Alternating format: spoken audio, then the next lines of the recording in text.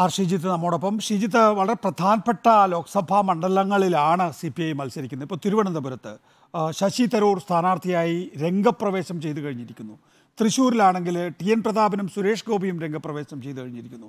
വയനാട്ടിലാണെങ്കിൽ രാഹുൽ ഗാന്ധി ആകുമെന്ന് ഏതാണ്ട് കോൺഗ്രസ് ഉറപ്പ് പറയുന്നു. പിന്നെ ആകെയുള്ളത് മാവേലിക്കരയാണ്. മാവേലിക്കരയിലും നമുക്കറിയാവുന്നതുപോലെ കൊടിക്കുന്നിൽ സുരേഷ് ഉണ്ട്.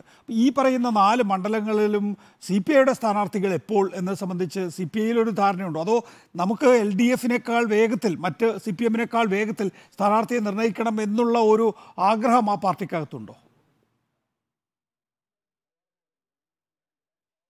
നികേഷ് സൂചിപ്പിച്ച കാര്യം കഴിഞ്ഞ എക്സിക്യൂട്ടീവ് യോഗത്തിൽ ചർച്ചയ്ക്ക് വന്നിരുന്നു.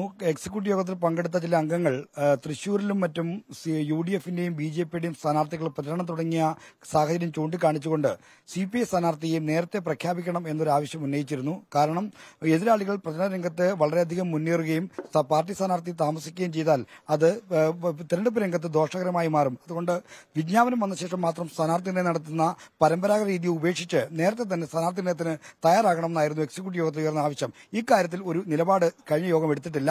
ഇന്നത്തെ എക്സിക്യൂട്ടീവ് യോഗത്തിൽ അതുകൊണ്ട് തന്നെ സ്ഥാനാർത്ഥി നിർണ്ണയം തെരഞ്ഞെടുപ്പിന് വിജ്ഞാപനത്തിന് മുമ്പ് വേണോ വേണ്ടയോ എന്ന കാര്യത്തിൽ ഒരു ധാരണയുണ്ടാകും. അതനുസരിച്ചായിരിക്കും കാര്യങ്ങൾ മുന്നോട്ട് പോകുക. CPIയുടെ സംഘടനാ രീതി അനുസരിച്ച് താഴെ നിന്ന് ലിസ്റ്റ് വന്ന ശേഷമാണ് പിന്നീട് സംസ്ഥാന കമ്മിറ്റിയും സംസ്ഥാന കൌൺസിലും എക്സിക്യൂട്ടീവും ചേർന്ന് തീരുമാനമെടുക്കേണ്ടത്. ആദ്യം ബന്ധപ്പെട്ട ജില്ലാ കൌൺസിലുകൾ 3 അംഗ പട്ടിക ഓരോ മണ്ഡലത്തിലെയും സ്ഥാനാർത്ഥിയെ സംബന്ധിച്ച് സംസ്ഥാന നേതൃത്വത്തിലേക്ക് അയച്ചു കൊടുക്കണം.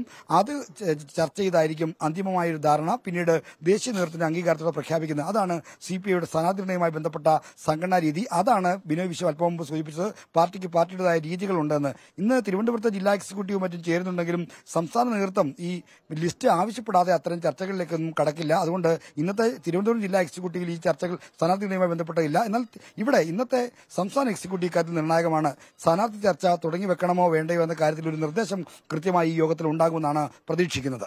ആർ ഷിജിത്താണ് വിശദാംശങ്ങൾ നൽകുന്നത്. CPI സംസ്ഥാന നേതൃയോഗങ്ങൾ തുടങ്ങുന്നു. സ്ഥാനാർത്ഥി നിർണ്ണയം സംബന്ധിച്ച് തീരുമാനമുണ്ടാകും.